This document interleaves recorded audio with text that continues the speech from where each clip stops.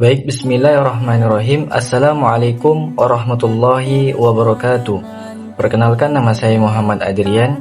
Saya dari IAIN Datul Laksmana Bengkalis, program studi pendidikan agama Islam, jurusan Tarbiyah dan Keguruan.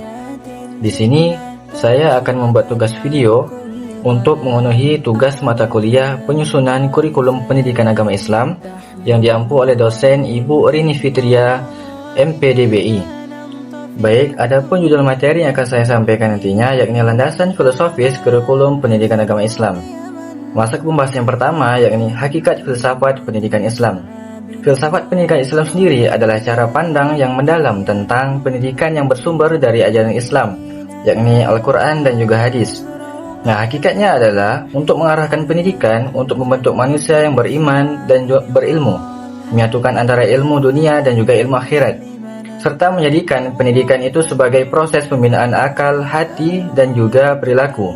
Nah, jadi intinya itu pendidikan dalam Islam itu tidak hanya mencerdaskan, tetapi juga membentuk kepribadian sesuai dengan nilai-nilai ajaran Islam.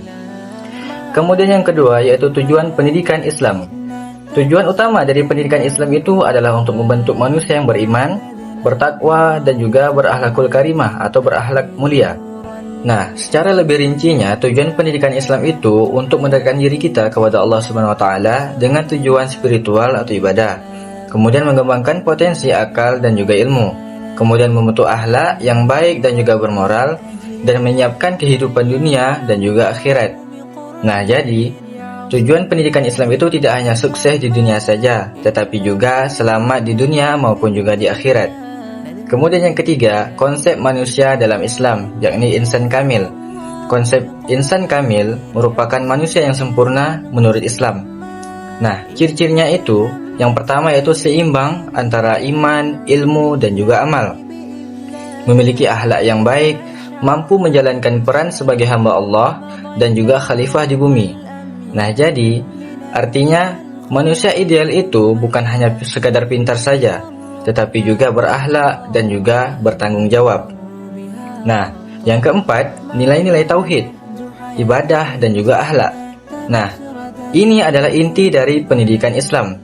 Tauhid itu merupakan keyakinan diri kita kepada Allah Subhanahu wa taala sebagai dasar hidup.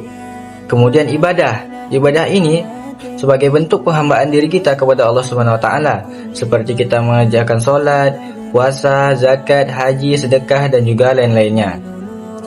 Dan akhlak ini merupakan perilaku baik dalam kehidupan sehari-hari. Nah, ketiganya ini saling berkaitan.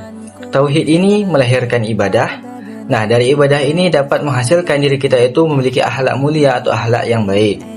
Kemudian yang kelima, integrasi nilai Islam dalam kurikulum.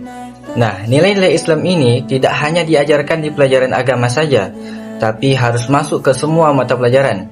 Contohnya, seperti mata pelajaran matematika, dianjurkan dikaitkan dengan kejujuran dan juga ketelitian.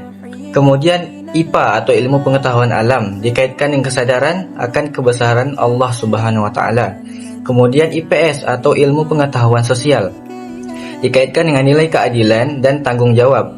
Nah, jadi semua pembelajaran itu mengandung nilai Islam, bukan hanya sekedar teori agama saja. Nah, yang terakhir yaitu relevansi filsafat pendidikan Islam dalam kurikulum merdeka. Filsafat pendidikan Islam sangat relevan dengan kurikulum merdeka.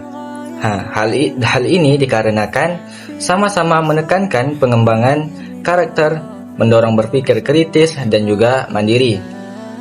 Nah, hal ini menekankan nilai moral dan juga akhlak, mengembangkan potensi peserta didik secara menyeluruh. Nah, apa bedanya? Bedanya itu, pada pendidikan agama Islam ini berlandaskan nilai ketuhanan. Sedangkan di kurikulum merdeka ini bersifat umum. Tetapi keduanya ini saling melengkapi dan saling berkaitan. Nah, jadi dapat kita beri kesimpulan singkat bahwasanya filsafat pendidikan Islam itu menjadi dasar dalam menyusun kurikulum pendidikan agama Islam, agar tidak hanya berfokus pada ilmu saja, tetapi juga dapat membentuk iman, akhlak, serta kepribadian peserta didik. Baik, sekian penjelasan materi yang dapat saya sampaikan. Semoga bisa dipahami dan menambah pengetahuan dan juga wawasan. Saya Muhammad Adrian, saya pamit undur diri. Wassalamualaikum warahmatullahi wabarakatuh.